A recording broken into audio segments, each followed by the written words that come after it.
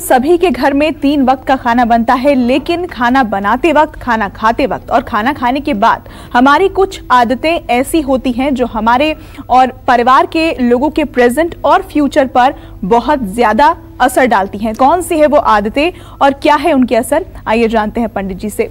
पंडित जी, अमूमन हम ये सोचते नहीं है कि किस तरह खाना बनाने, खाना खाने का जो तरीका होता है वो किस तरह हमारे प्रेजेंट और फ्यूचर को इफेक्ट करता है। इसके बारे में सबसे पहले तो दर्शकों को बताइए। देखिए, उर्दू में तो हम कहते हैं खाना, लेकिन हिंदी में कहते हैं भोजन। और सभ्य, शिष्ट और धार्मिक लोगों के बीच में न इसको खाना कहा जाता है न भोजन, इसको कहा जाता है प्रसाद। भोजन करने के लिए कहेंगे चलिए ज़रा प्रसाद ग्रहण कर लीजिए, ठीक है।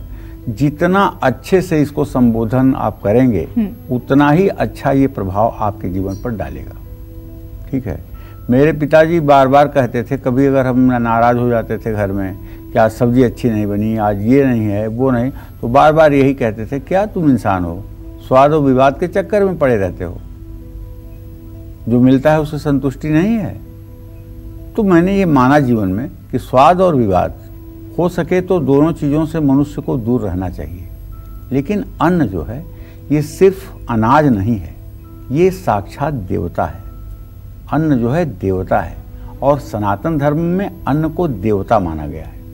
इसीलिए अन्न को पैरों से भी नहीं छुआ जाता है, अन्न को देवता माना जाए। अन्नाद भवंत पर्जन्या, पर्जन्याद अन्न संभवः, मतलब अन्न से ही सारी सृष्टि की उत्पत्ति मानी गई है हमारे शास्त्रों में। और एक देहाती कहावत है कि जैसा खाओगे अन्न वैसा बनेगा मन। आप जैसा अन्न ग्रहण करते हो वैसा आपका मन बनेगा। अब देखिए, अन्न को अन्न देवता कहा जाता है, ये बात तो मैंने आपको बताया। इसका निरादर देवी देवताओं का साक्षात अपमान करने के समान होता है। जो लोग गेहूं की बर्बादी करते हैं, जो लोग अपने घर में गेहूं को ठीक ढंग से नहीं रखते हैं, और जो लोग अपने घर के गेहूं का स्टोर ऐसा करते हैं कि उसमें कीड़े पड़ जाते हैं, जो लोग अपने घर में हमेशा ज्यादा भोजन बनाते हैं और बाद में उसे फेंकते हैं, उनको हमेशा दुर्भाग्य का सामना करना पड़ता है। जो लोग अपनी थाली में भोजन छोड़ देते हैं, उनके अंदर अहंकार की भावना घर कर जाती है, जिसके कारण उनको जीवन में असफलता का सामना करना पड़ सकता है।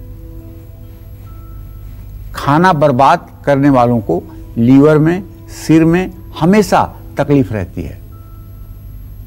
या जो लोग एक ही बार में ज़्यादा भोजन लेकर के बैठते हैं भोजन करने के लिए, उनके भी लीवर में तकलीफ होती है। उनका लीवर कुछ दिनों के अंदर फैटी हो जाता है, जो उनके लिए दुखदायी होता है। जो लोग भोजन तो बनाते हैं लेकिन उसे फ्रिज में रख देते हैं और फ्रिज में वो 3-4 दिन तक पड़ा रहता है, उसके बाद जब समझ लेते हैं कि नहीं अभी ये काम का नहीं है, तब उसको फेंकते हैं। तो ऐसे लोगों पर सूर्य और बृहस्पति दोनों ग्रहों का बुरा इंपैक्ट होता है। समझ रहे हैं ना। एक कार्यक्रम में तो हमने आपको ये भी बताया था कि जो महिलाएं अपने घर में आटा गूंथ करके और थोड़े से आटे का यूज कर लेती हैं और थोड़ा सा आटा किसी बर्तन में रख करके फ्रिज में रख देती हैं कि अब इसको कल बनाएंगे, इससे भी बहुत बड़ा दुर्भाग्य उदय होता है। क्योंकि जो पितरों को पिंडदान किया जाता है, वो आटे का पिंड जो होता है वैसा ही होता है जैसे आपका आटा गूंथा जा रहा है। चाहे चावल के आटे का पिंड हो, चाहे काले तिल के आटे का पिंड हो, और चाहे जौ के आटे का पिंड हो, होता उसी शकल में है। और जब शकल मिलेगी तो पितर आकर उस पर नाचने लगेंगे, ये तो मेरे लिए, तो मेरे लिए, तो मेरे लिए।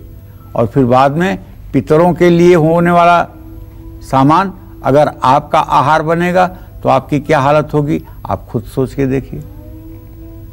इसलिए मैं ये भी आग्रह करूंगा कि आप सभी महिलाएं, भले ही थोड़ा आपको कष्ट होगा, आटा उतना ही गूंथें जितना आपको आवश्यकता है।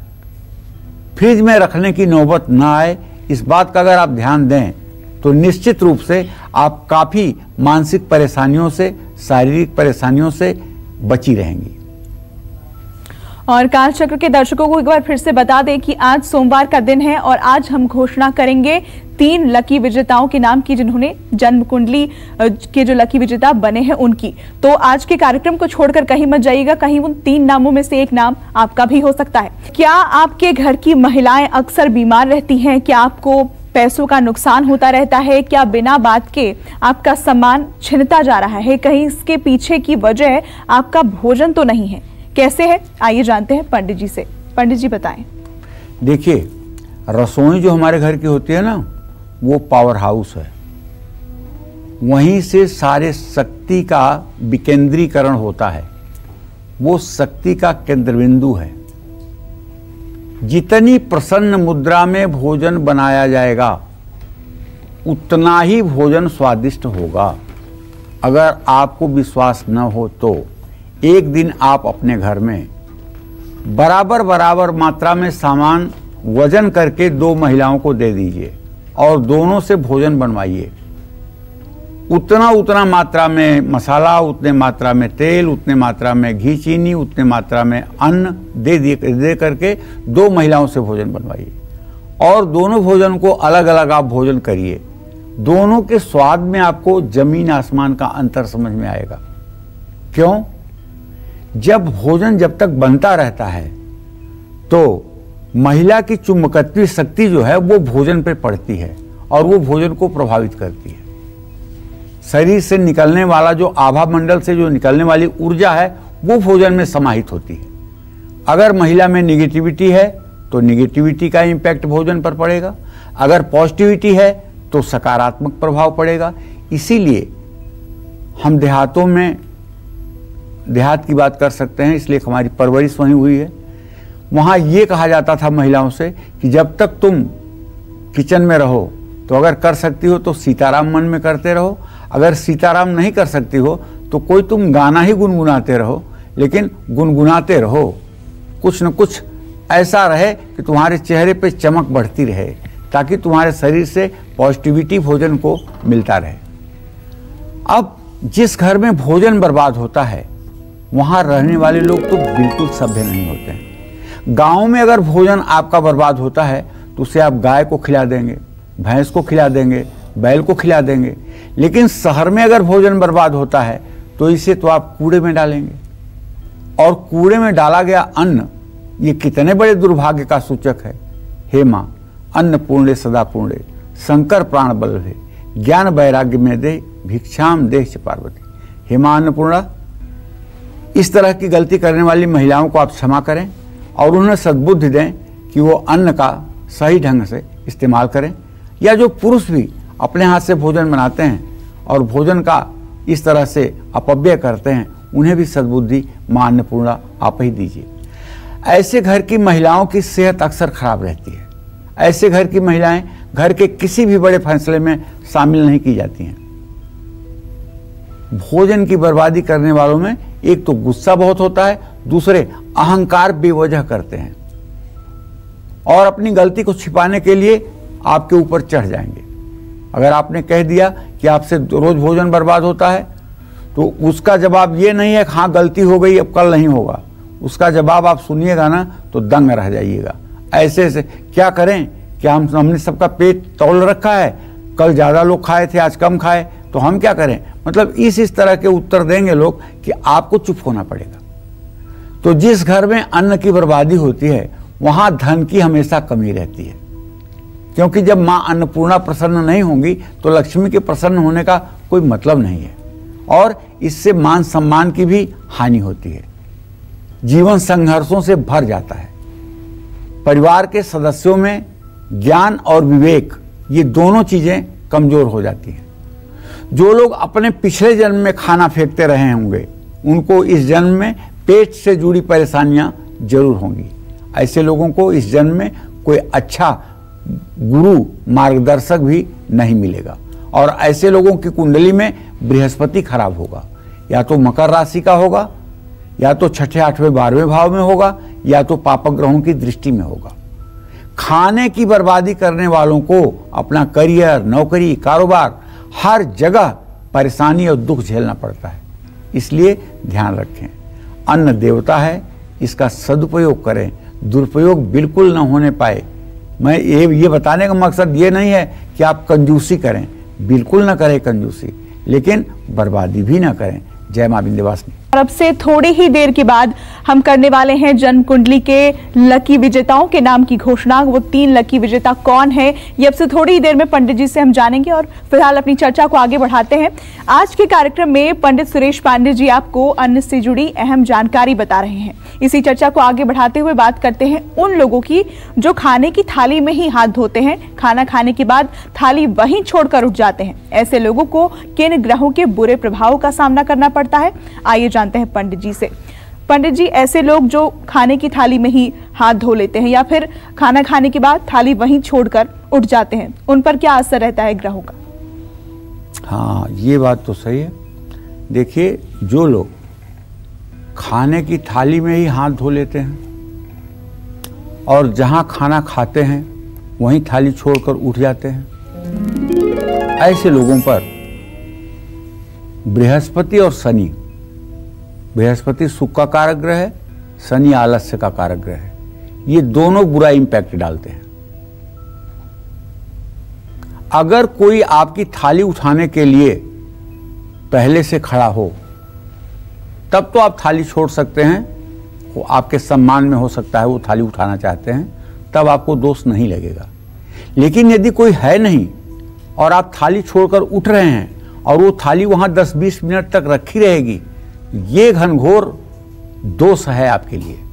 बृहस्पति भी कमजोर होगा और शनि भी निर्बल होगा, आपके सुख में कमी आएगी और शनि कमजोर होने से जीवन में मुश्किलें बढ़ जाएंगी।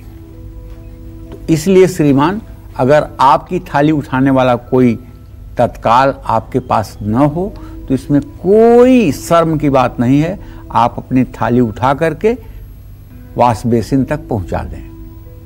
जब आप खाना खा रहे हैं और आपके पीछे कोई आकर खड़ा हो जाए, प्राय ये होटलों में होता है, नंबर जहां लगते हैं, तो आप संकोच में खुद का भोजन जल्दी जल्दी खत्म करके और इंतजार करने वाले को समय देना चाहते हैं। ऐसे में आपको बताना चाहूंगा कि कभी भी भोजन अपना अधूरा छोड़ करके मत उठिए। ऐसा करने से शनि देव का ही अपमान होता है। ऐसे लोग जितना कमाते हैं उसका सुख नहीं मिलता है, क्योंकि कहीं न कहीं से संकोच आपके शरीर में कुछ ज्यादा ही घर कर रहा है और संकोची व्यक्ति अच्छा नहीं होता है। संकोच एक सीमा तक होनी चाहिए। आहारे व्यवहारे लज्जा नकारे, आहार में और व्यवहार में 2 जगह लज्जा का त्याग कर देना चाहिए। भोजन करते समय अगर आपने लज्जा कर ली, आधे अधूरे भोजन करके आप उठ लिए, तो भी आपके लिए ठीक नहीं है। और व्यवहार में अगर आप लज्जा कर रहे हैं, वो भी ठीक नहीं है। आहारे व्यवहारे लज्जा नकारे। और मनपसंद भोजन न मिलने पर थाली मत फेंकिए, अन्न का निरादर मत करिए, भाषण मत दीजिए, बल्कि अन्न को, हमारे यहाँ भोजन को प्रसाद कहा जाता है और उसको श्रीहरि का प्रसाद मान करके जितना भी आप ग्रहण कर सकते हैं ग्रहण कर लीजिए। ऐसे लोगों को अगर आप अपमान करेंगे तो धन और वैभव और सुख की कमी होने लगेगी, क्योंकि अन्नदेव का क्या अपमान है। चूक तो कहीं बनाने वाले से हुई है। तो इसलिए आप अन्न का अपमान ना करें और अन्न के बारे में कोई खराब कमेंट ना करें। लोग खराब उदाहरण भोजन के लिए दे देते हैं। स्वाद अगर खराब है तो कह देंगे गोबर की तरह बना हुआ है, ऐसे है वैसे है। ये सब विश्लेषण आपको भोजन के साथ कोई भी उपमा नहीं लगानी चाहिए। जय मां विंध्यवासिनी। नमस्कार, मैं हूं मानक गुप्ता। अगर आपको हमारा ये वीडियो पसंद आया हो तो इसे लाइक और शेयर जरूर करें और हाँ, हमें सब्सक्राइब और फॉलो करना ना भूलें ताकि आप देश और दुनिया की कोई खबर मिस ना करें। तो जुड़े रहिए हमारे साथ और देखते रहिए न्यूज़ 24।